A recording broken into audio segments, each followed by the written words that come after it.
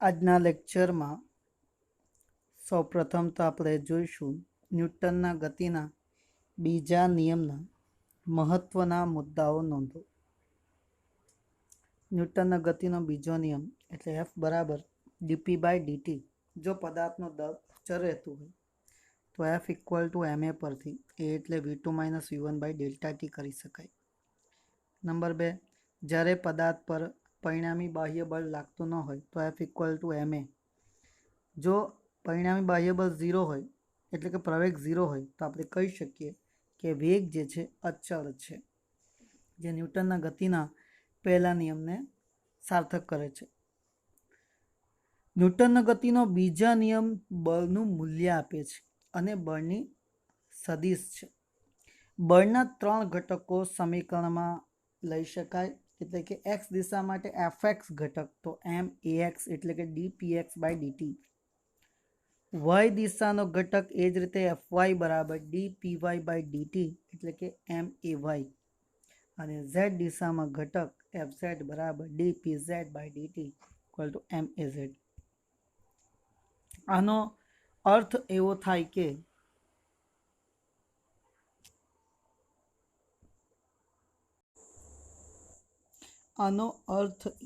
કે પદાર્થના વેગ અને તેના પર લાગતા બળ વચ્ચે ખૂણો રચાતો હોય તો વેગની દિશામાંના બળનો ઘટક પણ બદલાય. વેગને લંબ દિશામાંના ઘટકો અચળ રહે છે. દાખલા તરીકે, ગુરુત્વબળની અસર હેઠળ પ્રક્ષિપ્ત પદાર્થની ગતિમાં ગુરુત્વાકર્ષણ બળ અધો દિશામાં લાગે છે અને વેગનો સમક્ષિતિજ ઘટક અચળ રહે છે. Number 4, F is equals to dp/dt એટલે કે ma એ બિંદુરૂપ કણને લાગુ પડે છે, જ્યાં F એ કણ પરનું પરિણામી બાહ્ય બળ અને એ કણનો પ્રવેગ છે. આ નિયમ દળ પદાર્થ એટલે કે કણોના તંત્રને પણ લાગુ પડે છે. પ્રવેગ એ કણોના તંત્રના દ્રવ્યમાન કેન્દ્રનો પ્રવેગ છે. આપેલી ક્ષણે પ્રવેગ એ ક્ષણે લાગતા બળ વડે નક્કી થાય છે. પ્રવેગિત ગતિ કરતી ટ્રેનમાંથી પથ્થરને બહાર પડવા દેવાની પછીની ક્ષણે તેના પણ કોઈ સમક્ષિતિજ બળ કે પ્રવેગ હોતા નથી. પથ્થરને અગાઉની ક્ષણે તેના ટ્રેનના સ્થાનને સાથેના પ્રવેગની કોઈ એક સ્મૃતિ હોતી નથી, એટલે કે એનું સ્થાન બદલાતું રહે છે. જો પદાર્થને આપણે ફેંકીએ તો એનો પ્રવેગની દિશા બદલાતી રહે છે.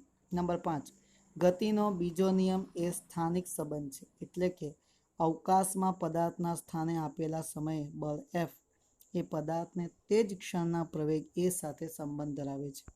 તેથી પ્રવેગ એ બળ વડે નક્કી થાય છે, પણ કણની ગતિના કોઈ ઇતિહાસ પરથી નક્કી થતું નથી.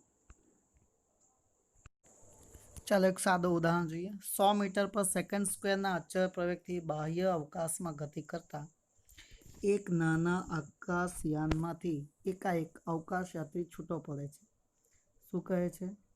એક અવકાશયાન છે, એ અવકાશયાનમાંથી અચાનક કોઈ એક અવકાશયાત્રી તેમાંથી છૂટો પડે છે, અને છૂટો પડે છે ત્યારે અવકાશયાનની બહાર આવ્યા પછી ની ક્ષણે તેનો પ્રવેગ કેટલો હશે?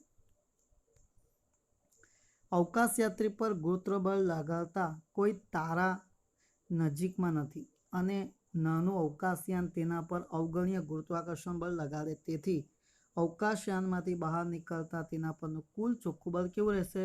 0. તો ન્યૂટનના ગતિના પહેલા નિયમ મુજબ અવકાશયાત્રીનો પ્રવેગ બી કેટલો રહેશે? 0 રહેશે. એટલે એનો પ્રવેગ કેવો મળવાનો? 0 મળશે. ઉદાહરણ નંબર 2, 0.04 kg દળ ધરાવતા અને 90 મીટર પર સેકન્ડની ઝડપથી ગતિ કરતા એક બુલેટ એક ભારે લાકડાના બ્લોકમાં પ્રવેશે છે. આમાં તમને ખ્યાલ આવેલું હશે કે એક બ્લોક છે લાકડાનું, એક બંદૂકમાંથી ગોળી નીકળે છે અને તે ગોળી જે છે એ બ્લોકની અંદર જઈને ઠૂસી જાય છે. જો એ બ્લોકની અંદર 60 સેન્ટીમીટર અંતર કાપીને અટકી જાય તો બ્લોક વડે બુલેટ પર કેટલો અવરોધક બળ લાગ્યું હશે? પહેલે તો આના માટે આપણે સ્ટોપિંગ ડિસ્ટન્સનું આપણું સૂત્ર છે તેના પરથી એનો આપણે પ્રવેગ શોધી શકીએ. તો લાકડાના બ્લોકમાં ઘૂસેલી બુલેટનો પ્રતિપ્રવેગ અચળ છે અને એ માટે એ બરાબર -v02/2d પરથી આપણે એનો પ્રવેગ એટલે કે પ્રતિપ્રવેગ શોધીએ તો પ્રતિપ્રવેગ આપણને મળે છે -90/2 × 2 × 0.6 -6750 મીટર પર સેકન્ડ સ્ક્વેર જેટલો પ્રવેગ મળે છે. ન્યૂટનના ગતિના બીજા નિયમ મુજબ પ્રત્યાઘાતી બળ F બરાબર ma પરથી આપણને એનો બળ જે મળે છે તે 270 ન્યૂટન મળશે, જે લાગતા અવરોધક બળ જેટલું હોય છે. તેથી બુલેટ પ્રતિપ્રવેગ અચળ ન હોય, તેથી જવાબ માત્ર સરેરાશ અવરોધક બળ જ દર્શાવે છે. આ જ વસ્તુને આપણે બીજી રીતે બી ગણી શકીએ. બીજી રીત પ્રમાણે તો આપણે F = ma પરથી આપણે F કાર્ય ઉર્જા પ્રમેયનો ઉપયોગ કરી શકીએ. કાર્ય ઉર્જા પ્રમેય આપણને ખબર હશે. કાર્ય ઉર્જા પ્રમેય એટલે W = ડેલ્ટા કે, અને કાર્ય એટલે બળ ગુણ્યા સ્થાનાંતર, અને ગતિ ઉર્જાનો ફેરફાર એટલે K2 - K1.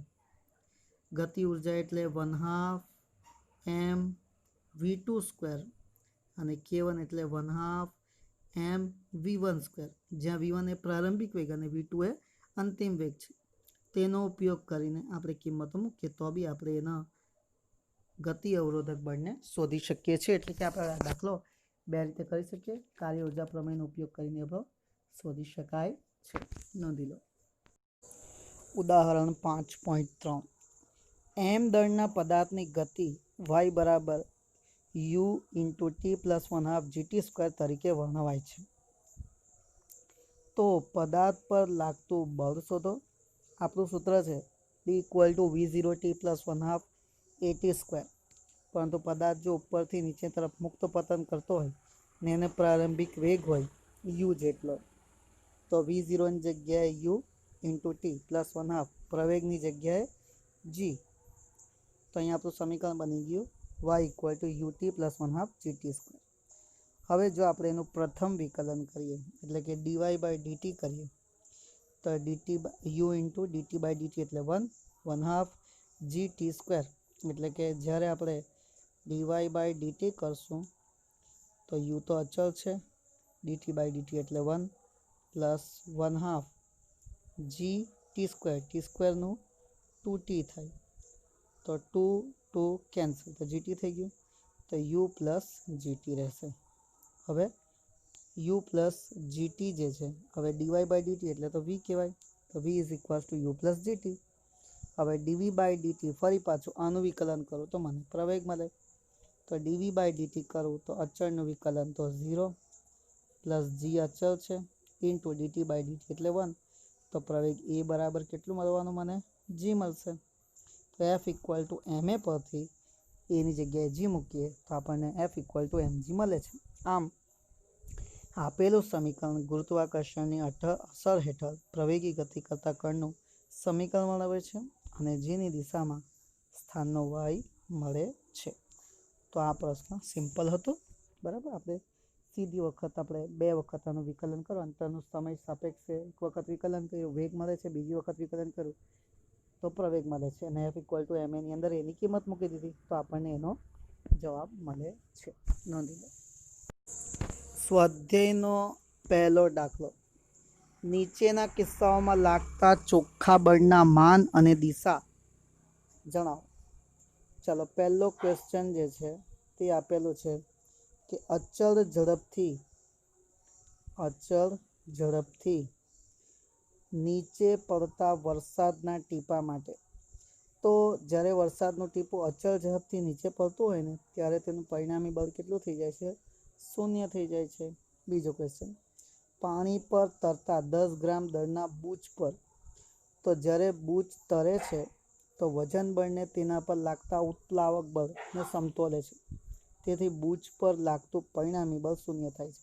તમે જોયું હશે કે હોડી જે છે તે પાણી પર તરે છે ઉત્પ્લાવક બળને કારણે, કેમ કે હોડીનો જેટલો ભાગ ડૂબેલો હોય છે તેટલા ભાગનું દળ અને તેટલા ભાગનું બળ ઉધ્વ દિશામાં એટલે કે ઉપરની તરફ લાગતું હોય છે, એટલે ત્યારે એ પદાર્થ જે છે ઉત્પ્લાવક બળને કારણે તરી શકે છે. બીજો ક્વેશ્ચન એટલે કે ત્રીજો સી, આકાશમાં યુક્તિપૂર્વક સ્થિર રાખેલા પતંગ પર, તમે પતંગની ઋતુમાં ઉત્તરાયણમાં પતંગને સ્થિર કરી દો છો એકદમ, હવે તમે એને છોડી દેશો તો બી એક જ જગ્યાએ રહે છે તેવી કન્ડિશન. તો સ્થિર રાખેલા પતંગ પર લાગતું પરિણામી બળ કેવું હોય છે? શૂન્ય હોય છે, કેમ કે તે સ્થિર છે.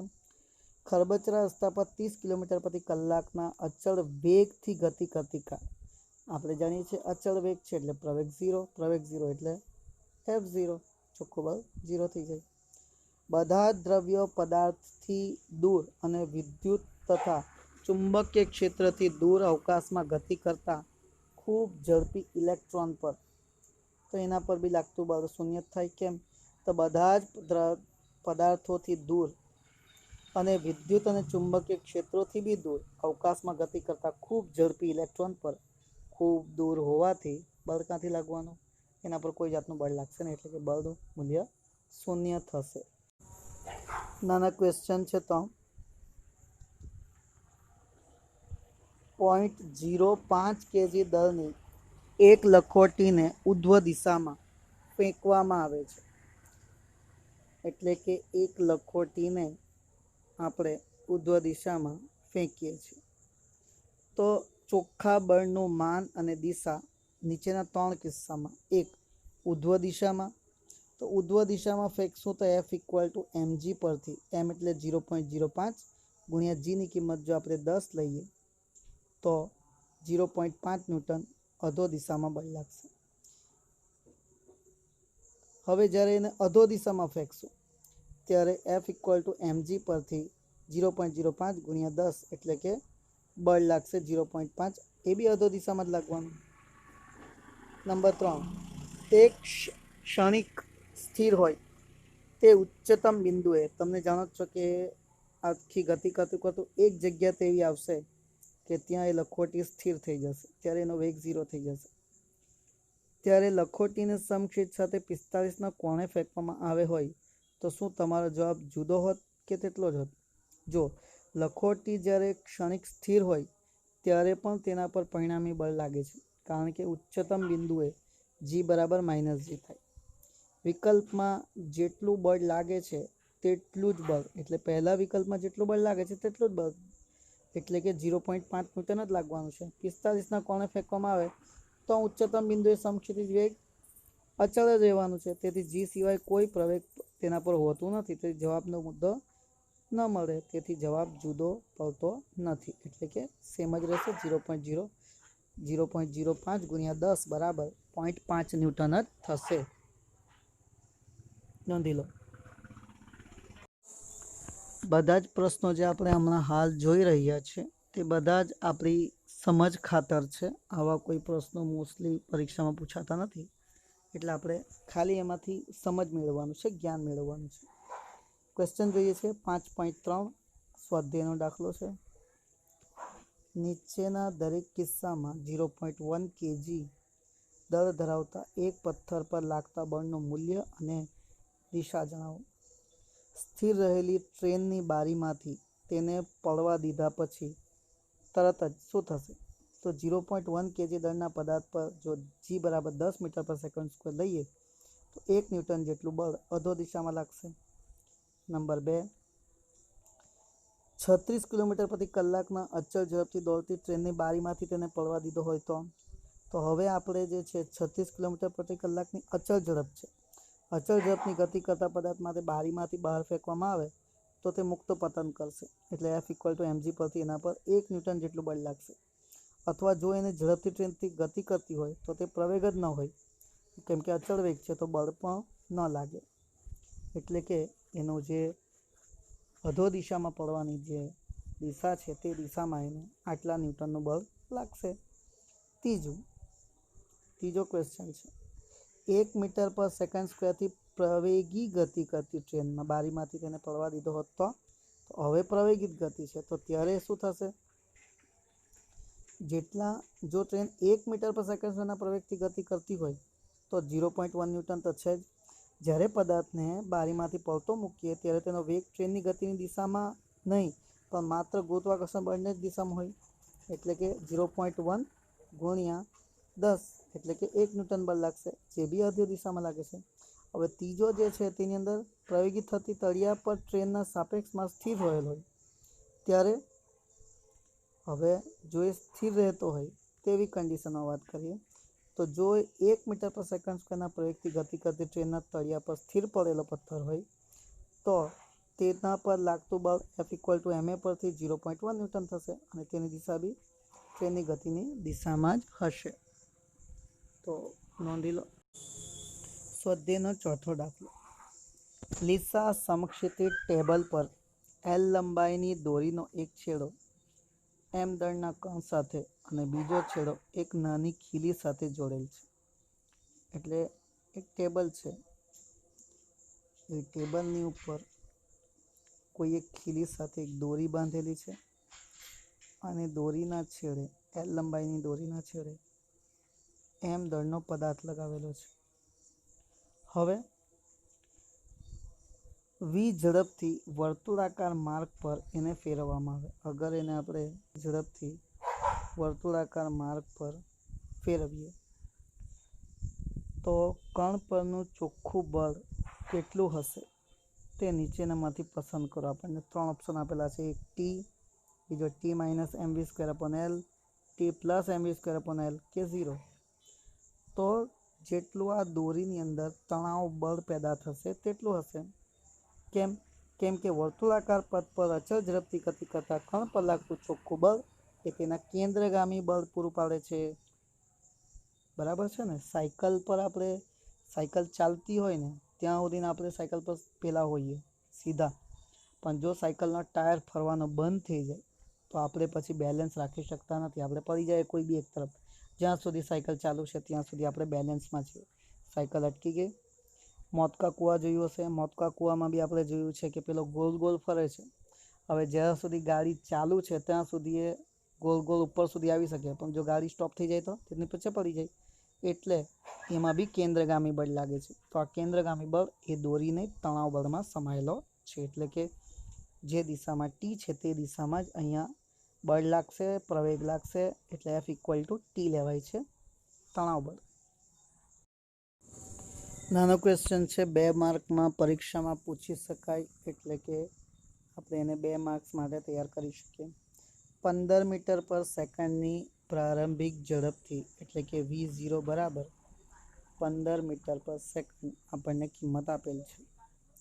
20 kg દળનો m બરાબર 20 kg દળ આપેલો છે. 50 ન્યૂટનનું પ્રતિ પ્રવેગ ઉપજાવતું અચળ બળ, મતલબ કે F આપેલું છે પણ પ્રતિ પ્રવેગ છે એટલે કે -50 ન્યૂટન આપણે એને લઈ શકીએ. હવે તો એને અટકાવવા માટે કેટલો સમય લાગશે? તો પહેલાં આપણે એનો પ્રવેગ શોધી કાઢીએ. પ્રવેગ F=ma પરથી આપણને મળે છે 2.5 મીટર પર સેકન્ડ સ્ક્વેર. તો v=v0 + at નો ઉપયોગ કરીએ તો અંતિમ વેગ તો 0 છે, v0 15 આપેલો છે અને a - 2.5 × t, તો t બરાબર 6 સેકન્ડ થશે. તો આની કિંમત નોંધી લો. સિમ્પલ સવાલ છે, 2 માર્કમાં પૂછી શકાય. F=ma પરથી a શોધો, એની કિંમત v=v0 + atમાં મૂકો તો આપણને એના પરથી t મળી જશે. 2 માર્ક્સમાં પૂછી શકાય તેવો ક્વેશ્ચન છે. 3 kg દળના એટલે m બરાબર 3 kg આપેલું છે. અચળ બળથી ઝડપ 2 મીટર પર સેકન્ડ એટલે કે v0 2 મીટર પર સેકન્ડ આપણને આપેલું છે. 25 સેકન્ડ બાદ તેનો વેગ જે છે એટલે અંતિમ વેગ 3.5 મીટર પર સેકન્ડ થાય છે. તો પદાર્થની ગતિની દિશા બદલાતી ન હોય તો બળનું માન અને દિશા શોધો. ચાલો પહેલે તો આપણે F=ma પરથી F શોધવાનું છે, તો એ જોઈશે. એ માટે આપણે અચળ પ્રવેગી ગતિના સમીકરણનો ઉપયોગ કરીએ તો a બરાબર v2 - v1 છેદમાં t2 - t1 નો ઉપયોગ કરીએ તો v - v0/t - 0.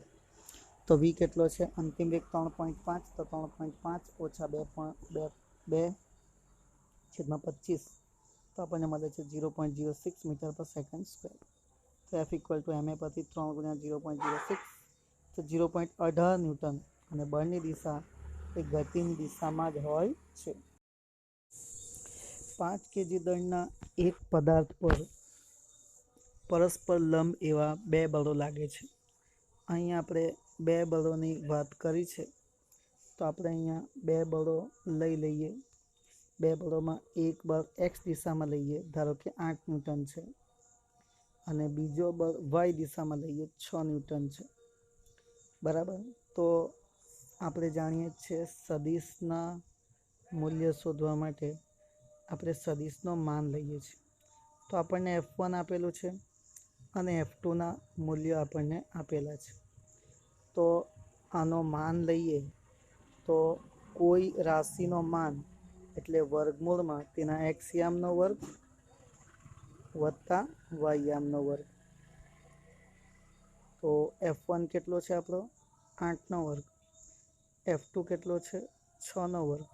તો 64 વત્તા 36 એટલે 100. 100નું વર્ગમૂળ 10. F ઇક્વલ ટુ એમ એ પરથી એ બરાબર 10/5, તો 2 મીટર પર સેકન્ડ સ્ક્વેર પ્રવેગનું મૂલ્ય થશે. સ્વાધ્યાયનો 8મો દાખલો. 36 કિલોમીટર પ્રતિ કલાકની ઝડપથી વાહન ચલાવતો એક ડ્રાઈવર રસ્તા વચ્ચે એક બાળકને ઊભેલો જુએ છે અને તે બાળકને બચાવવા માટે 4 સેકન્ડમાં સ્થિર કરી નાખે. અંતિમ વેગ 0. તો વાહન પર વેગ ઘટાડતા સરેરાશ કેટલું બળ લાગ્યું હશે? જો વાહનનું દળ 400 kg અને ડ્રાઈવરનો દળ 65 kg છે. પહેલે તો પ્રારંભિક વેગ આપણને આપેલો છે V0 કેટલો? 36 કિલોમીટર પ્રતિ કલાક. 36 ગુણ્યા 1000 ભાગ્યા 36, એટલે વેગ થઈ ગયો 10 મીટર પર સેકન્ડ. અંતિમ વેગ 0. તો પ્રવેગ મળશે આપણને V2 - V1 છેદમાં T2 - T1 પરથી 0 ઓછા 10 ભાગ્યા 4, એટલે કે -2.5 મીટર પર સેકન્ડ સ્ક્વેર.